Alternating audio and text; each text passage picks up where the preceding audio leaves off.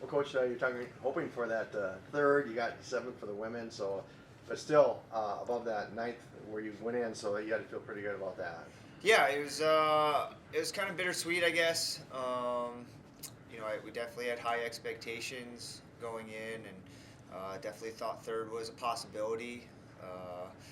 At the end of the day, I don't know that there was much more we could have done as a group. We went 7 for 7 in terms of lifetime bests. We had the second smallest spread from 1 to 5. The only other team being Augustana, and they won the whole thing. So, yeah, we ran lights out, and seventh was where we were on the day. So, a little bittersweet, but I think for how far we've come, it was a good day. For those women. Coming back next year now, you've got a lot of the pieces in place. Do you feel very confident about next year and coming in already? Yeah, I mean, we have a great core that we're building around. Obviously Whitney being a freshman, Abby will be back, Nina Arias, Alicia Morello. That crew is who we're building around. Kelsey Leverchek, who did. Unfortunately, she got injured right before the championship, but that crew is who we're building around for the foreseeable future. And as I told the women, it's our job as a coaching staff to now hit the recruiting pretty hard and bring in some young women that can continue the momentum that we started this year. So definitely excited for the future. Obviously losing Ashley and Andy Franco was a big hit for us, but really proud of those two. First year running college cross country, and they hit it out of the park. Like I said 2 weeks ago, I think they're a big reason why we are, or why we are where we are and where we finished. I think they brought a different mindset to our group this year, and totally helped us take it up a notch. But it'll be tough replacing both of them for sure. How about the men's team and kind of sum up their season? I think it ended on a high note. Definitely, we struggled at the beginning of the year. Um, we took our bumps and bruises there, but I thought our last two meets finally showed the promise that I knew we had all along, and the potential.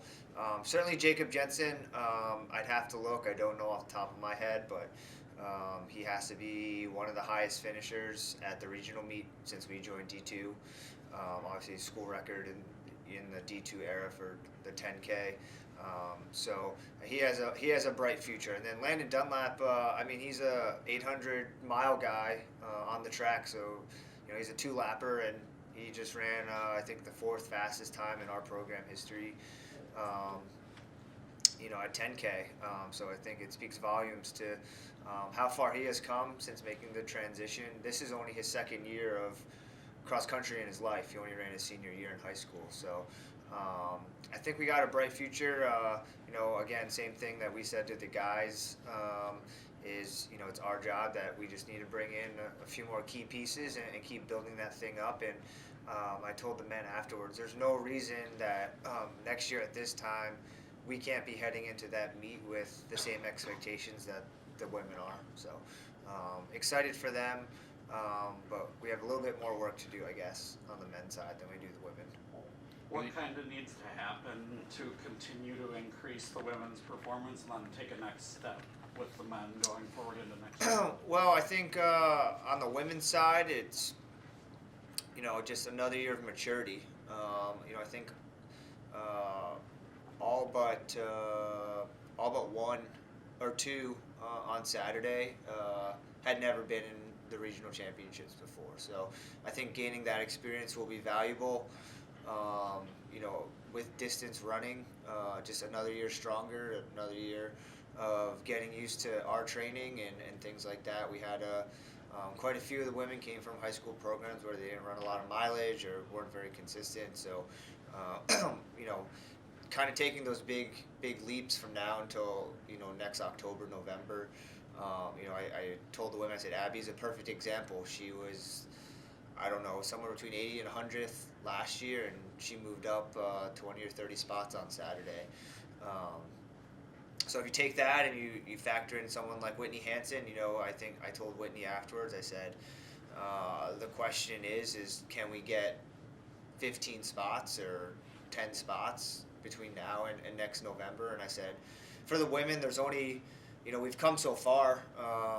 We're in I feel like now we're one of those programs where we're in the discussion every year. I said the only question left is not can we be ranked or can we be so high in the Central region. I said the only kind of hill to get over is can we be at the national championships, and that's the question that I know I'll think about for the next 12 months as we're recruiting and getting those women ready.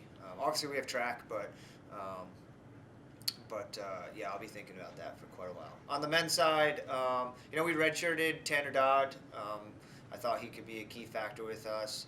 Victor Ochoa, we redshirted him. So I think we redshirted two guys that have the potential to be big impact type guys, and so we'll have them next year. But I think you saw it on the women's side, just having that depth. The women were so interchangeable that if someone had a bad race, someone can fill in their shoes fairly quickly. We didn't quite have that on the men's side. We were solidified of who was our one, who was our two, and if someone had a bad day, we were in trouble. So that's what I think needs to be fixed on the men's side, and ultimately that doesn't fall on them; it falls on us to get the right people here that want to be a part of our program. What's like the off-season regimen now for the cross-country athletes that you have? So they have anywhere from 10 days to 2 weeks off now, and then we'll jump right back into it for the track and field season. Got a few people banged up that a few things were nagging them towards the end of the year. So we spoke yesterday when we got back to Minot. Just take some time to refresh your minds. Get healthy. Hopefully see our athletic trainers and things like that. And then in November 20th, I said we're gonna get back to it. Get back to work. None of them will race our first track meet in December at Mary, but when they come back, the first weekend of the semester that we're back, we're pretty much going every weekend with the track and field team. So they don't get too much time off. It's kind of the deal with being a collegiate distance runner, I guess. Your big break is sometime in May and June, and then even in the summertime we're training. So it's definitely a big commitment to want to do this at the collegiate level. But yeah, they'll get about 10 days, 2 weeks off depending on who they are, and we'll sit down with them and then get right back to it. Do you think the cross-country success can kind of translate over to the track season? I certainly hope so. We had Taylor Lohmeyer last year. I said I wasn't going to talk about track, but here we are. But we had Taylor Lohmeyer win last year, and I think that opens up a lot of people's eyes as far as what was possible. Someone that comes in every day and is just one of them, I guess, seen as one of their teammates. So I my message to them as a group, men and women, once the track season starts, will be, the women's cross country team. They tie their shoes the same way and are doing the same workouts and have the same coaches. Why can't it be them? So certainly I hope it carries over, and I think we're a young team on both sides, and I know they're very close, men and women. So I hope that they can say, hey, they had this success, and I want that for myself or the team, and hopefully we can have it come track season. Coach, with all the records that are being broken right now, is that something you preach to the kids, like before a race, like this is a time you need to chase, or is that just something you like to look back on once it's broken? We don't. We certainly don't record chase. Certainly, it's not a big emphasis with us or our program.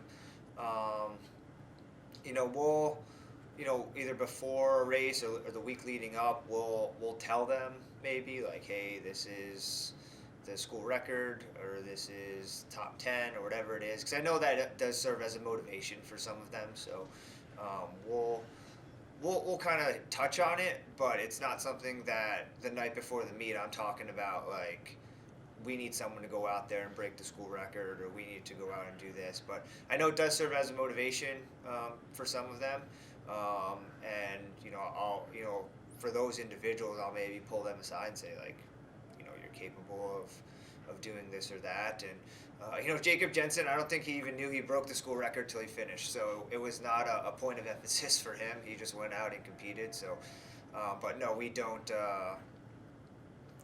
kind of like drill that home as far as that goes.